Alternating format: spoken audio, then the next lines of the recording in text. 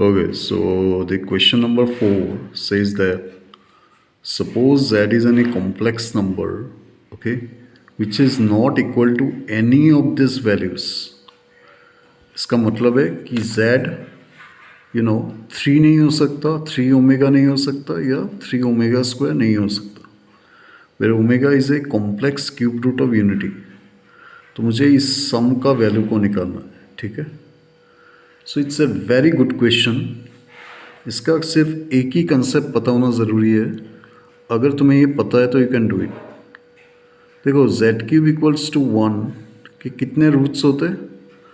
एक तो 1 होगा, एक ओमेगा स्क्वायर होता है, राइट। ये पता है तुमको।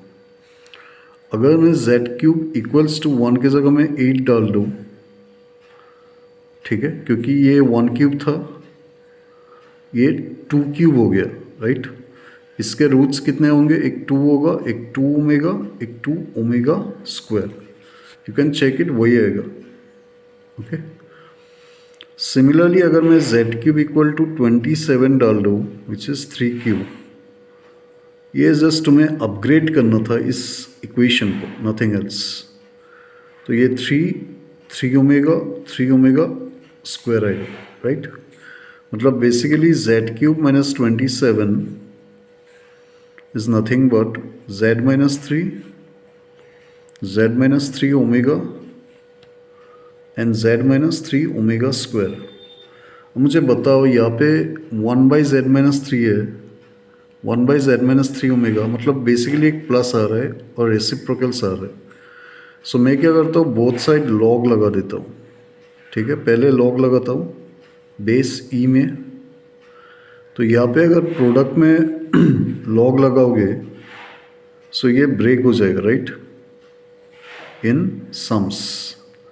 तो log of z minus 3 omega plus log of z minus 3 omega square, ठीक है। सो ये बेस ही में कर दो। अब तुम्हें रेसिप्रोकल्स को निकालना है। सम को तो आ गया, बट रेसिप्रोकल कैसे आएगा? When you differentiate this, right, in terms of z। तो इन टर्म्स ऑफ z करोगे तो 1 बाई जेड क्यूब माइनस 27 आएगा, राइट। और इसको भी डिफरेंशिएट करना होगा, सो इंटू 3z स्क्वायर। और इस तरफ 1 by Z minus 3 plus 1 by Z minus 3 omega plus 1 by Z minus 3 omega square.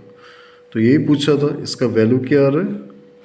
3z square by z cube minus 27। तो this is our correct answer. ठीक है बच्चों लोग, समझ गए?